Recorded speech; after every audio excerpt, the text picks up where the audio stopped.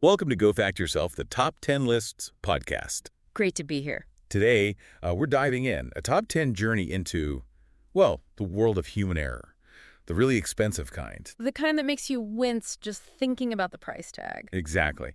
Our mission for this top 10 journey, explore the biggest F-ups, the ones we somehow survived, thankfully. We've got this top research file, packed with stories. Think accidental space junk, huge typos. Decisions that just seem spectacularly bad in hindsight. Right. Totally head-spinning stuff. We're counting down these financial face plans. We'll pull out the key details, the WTF, no way facts. Giving you that shortcut to knowing about these, well, incredible blunders. Yeah, hopefully with some surprising insights and maybe just enough humor so it doesn't feel like, homework. Definitely not an economics lecture. Okay, let's kick off this top 10 journey. Number 10. All right, number 10, Air Canada. This was back in 2017.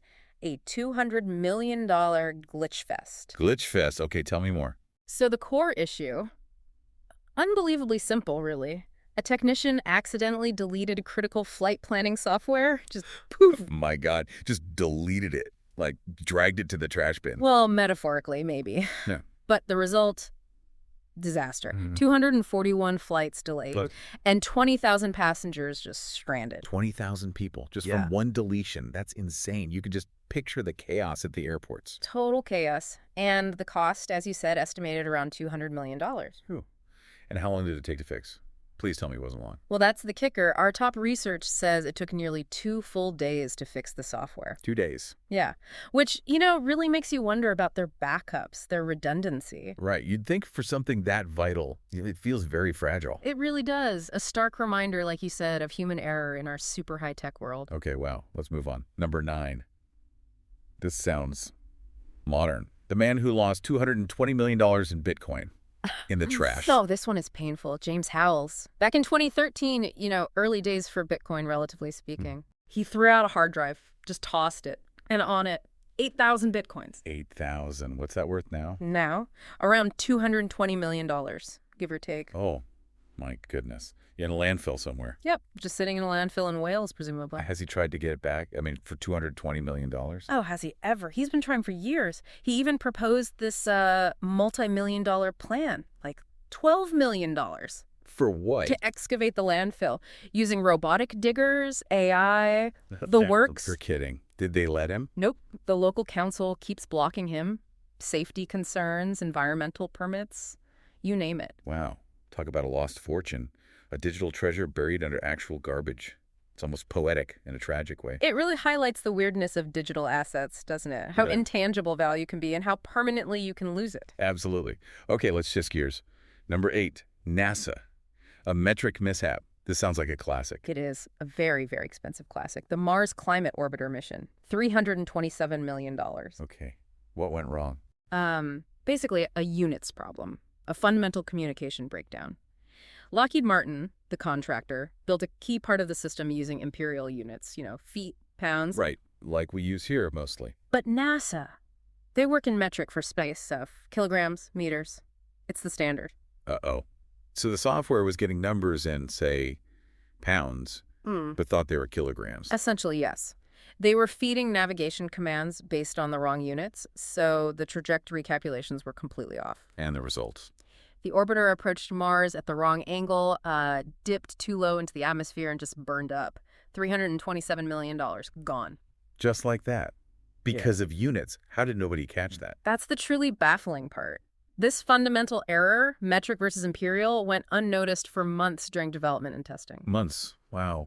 That speaks volumes about checks and balances, or maybe the lack thereof in that specific case. Exactly. It became a huge case study in systems engineering, communication, the importance of double-checking everything, especially when different teams are involved. You'd think. Okay, from outer space back down to Earth. Tokyo. Right. Number 7. The typo that lost Japan $225 million in 1 minute. Yeah, this is a wild one from the trading floor. Tokyo Stock Exchange, 2005, a trader at Mizuho Securities. Okay. He intended to sell one share of a company called JCOM, just one, for 610,000 yen. All right. Seems specific, but okay. But fat fingers, maybe, or just a moment of distraction, he accidentally entered an order to sell 610,000 shares for 1 yen each. Whoa. the complete opposite. 610,000 shares for basically nothing. Pretty much. It triggered this massive instantaneous sell-off. The system just executed it. And the damage. $225 million lost in about 60 seconds. Unbelievable. Did they try to cancel it? Like, oops, my bad? They did, immediately. But here's the crazy part. The Tokyo Stock Exchange refused to cancel the order. What? Why? It was obviously a mistake. The company didn't even have that many shares outstanding. Didn't matter, apparently. Rules are rules. The system processed it. It raised huge questions about market safeguards, error correction. Yeah, I'll say. You'd think a $250 million typo would, I don't know, set off some alarms. A circuit breaker. Something. You would think. It showed just how fast things can go wrong in automated trading and how human error can still cause chaos. Clearly. Yeah. Okay, number 6. This one sounds darker. The $6 billion oil spill. Yeah. That started with a cigarette lighter. Yeah, this is the Piper Alpha disaster. Yeah. North Sea oil platform, 1988, a truly horrific event. What happened? The root cause, according to the top research, was a missing safety valve, a critical piece of equipment. Missing how? It had been removed for routine maintenance, but the temporary cover wasn't properly fitted. And crucially, the fact it was missing wasn't properly communicated during a shift change. Okay, communication breakdown again. Exactly. And then, tragically, someone lit a cigarette lighter during a check. Unaware gas was leaking from where that valve should have been. Oh. Ignited the gas leak, led to a massive explosion, then a series of secondary explosions and a huge fire. The human cost must have been Devastating. 167 workers died. It remains one of the worst offshore oil disasters ever. That's just awful. And the financial costs. The insurance payout was around $6 billion, which at the time was the largest insured loss ever. $6 billion. It's just staggering. It shows how critical every single safety step is in those environments. Absolutely. Rigorous procedures, clear communication. They aren't just bureaucracy, they're life-saving necessity. A very sobering lesson. Okay, number 5. Back to finance. The guy who misplaced $9 billion at Société Générale.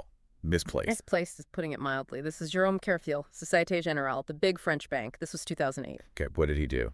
He was a relatively junior trader, actually, not some high-flying executive. But he managed to place, get this, $49.9 billion in unauthorized trades. 49.9 billion euros. How is that even possible for a junior guy? That's what shocked everyone. He apparently found and exploited some pretty basic loopholes in the bank's internal risk control systems. He wasn't even trying to steal the money initially, just cover earlier losses, but it spiraled. So he wasn't like a rogue genius, just someone who figured out the blind spots. Pretty much. He knew the back office systems because he'd worked there. He knew how to make trades look hedged when they weren't. And the result for the bank? When they finally discovered it and had to unwind these massive positions, the losses came to nearly $5 billion. That's what, $7 to $9 billion at the time? Incredible. From one junior trader exploiting simple loopholes. Makes you really question the whole system's security. It sent shockwaves through the banking world. A huge wake-up call about internal controls and, frankly, the potential for massive hidden risks. Yeah, I bet. Okay, number 4. This sounds weird. The Times Square billboard that blinded New Yorkers cost $18 million. Huh. Yeah, this one's less tragic, more spectacularly bizarre. Times Square, 2008. One of those huge building-sized LED billboards, 120 feet tall. Okay, I can picture it. Prime advertising space. Right. Except it malfunctioned. Badly. Instead of ads, it started flashing these incredibly bright, erratic, almost seizure-inducing patterns. Oh, wow. Not good. And then, according to the reports, it started displaying, let's just say, glitches that looked distinctly pornographic. For hours. No. In Times Square. Oh, the embarrassment. And the public disruption. Imagine trying to walk through that. The financial hit to fix it, deal with the fallout, was about $18 million. $18 million for a glitchy billboard. What was the weirdest part? Okay, the truly baffling detail. This massive, state-of-the-art, multi-million-dollar screen apparently had no external off switch. You're kidding. How did they turn it off? Engineers literally had to go inside the structure and manually cut the power. No simple pull-the-plug option. That's an oversight. A rather large one, you could say. A hilarious, if expensive, lesson in remembering the basics, even with complex tech. Always include an off switch. Always. Okay, we're into the top 3 now. This is serious territory. Number 3, the Deepwater Horizon disaster. Yeah. April 2010. The Gulf of Mexico. A catastrophic blowout on BP's Deepwater Horizon oil rig. I remember this vividly. The news coverage was constant.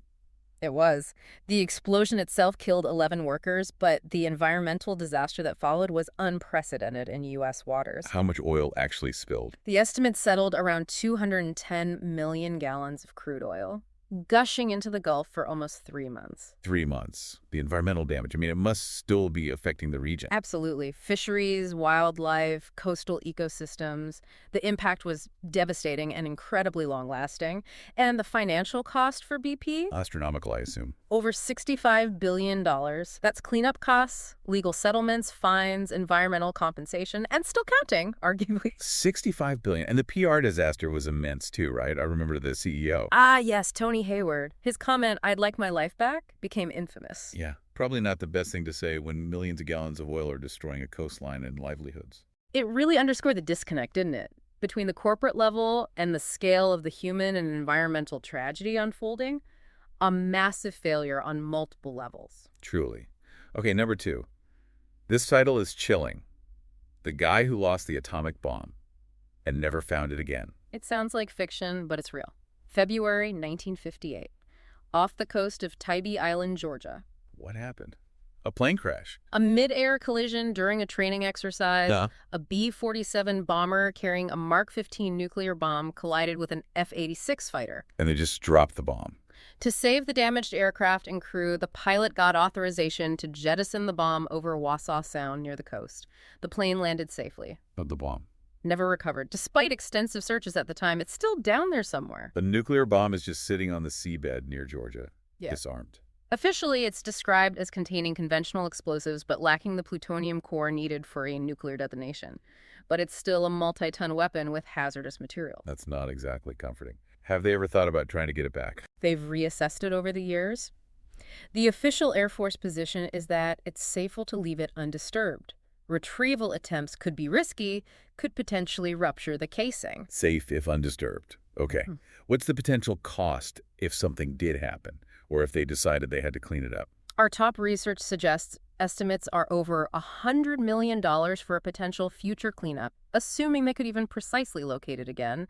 But the real cost, well, it's unthinkable. Just the idea of a lost nuke. It's pure Cold War nightmare fuel, happening accidentally. It really is a stark reminder of the Broken Arrow incident, accidents involving nuclear weapons, and the immense risks involved. Okay, that leads us to number 1.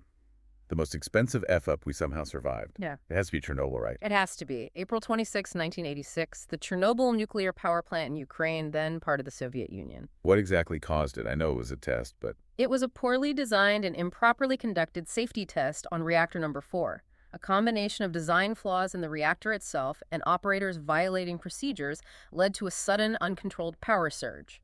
Resulting in... Massive steam explosions that blew the reactor apart, exposed the core, and started fires that burned for days, releasing enormous amounts of radioactive material into the atmosphere. The fallout spread across Europe, didn't it? All across Europe, even detected worldwide. The immediate human cost was tragic. Dozens of plant workers and firefighters died from acute radiation sickness. But the long-term health effects, thyroid cancer, other illnesses, affected hundreds of thousands, possibly millions. And the exclusion zone. Yeah. It's still there, right? Oh. A ghost city. Pripyat, yes. Right. And a large surrounding area. Yeah. Permanently contaminated, essentially. The environmental cost is immense, the social disruption, and the financial cost. I can't even imagine. It's almost impossible to calculate precisely because it's still ongoing. Estimates range wildly, but often cited figures are between $300 billion and even up to $700 billion, factoring in cleanup, resettlement, healthcare, lost agriculture, the cost of the containment structure. The sarcophagus and now the new safe confinement structure. Exactly. And full decommissioning, making the site environmentally safe. That work might not be finished until 2065 or later. Decades more. Just mind-blowing. The scale of it is hard to comprehend. Yeah. It really is the ultimate example of technological failure with global consequences. Absolutely. The secrecy surrounding it initially also hampered the response. It's the benchmark against which all other industrial and nuclear accidents are measured. The ultimate cautionary tale. Wow. Okay, that's a heavy top 10. Before we wrap up, let's hit the fact blast zone. Some quick-fire, costly errors. Sure. How about the U.S. Army's runaway spy blimp? A $2 billion surveillance blimp just floated away across Pennsylvania in 2015. Oh, yeah, I remember that. Dragging its tether, causing power outages. Very expensive walkabout. Then there's the Vasa, a Swedish warship from 1628, sank less than a mile into its maiden voyage, too top-heavy, cost equivalent to maybe $100 million today. Found and raised centuries later, it's now a museum piece. Talk about an epic fail right out of the gate. Or a Japanese company back in '99 losing $300 million in a fax machine scam because nobody picked up the phone to actually confirm the huge suspicious order. Ouch. Very expensive lesson in trust, but verify. And the famous ones. Blockbuster turning down the chance to buy Netflix for $50 million in 2000. Hindsight is 20/20 on that one, eh? Big miss. And Kodak invented the first digital camera in 1975. But they buried it because they were afraid it would hurt film sales. And look what happened. Ironically, digital did kill their film business eventually. A classic innovator's dilemma. So, listening to all this, what's the takeaway for everyone listening, besides maybe double-checking your emails before hitting send? Yeah, that too. But I think it's a powerful reminder, isn't it? Even our biggest, most complex systems. They're run by humans, designed by humans, and humans make mistakes. Right. And sometimes those mistakes have unbelievable ripple effects across finance, tech, engineering, even national security, like with the lost bomb. Exactly. It shows the importance of communication, of robust checks and balances, of admitting when something's gone wrong quickly.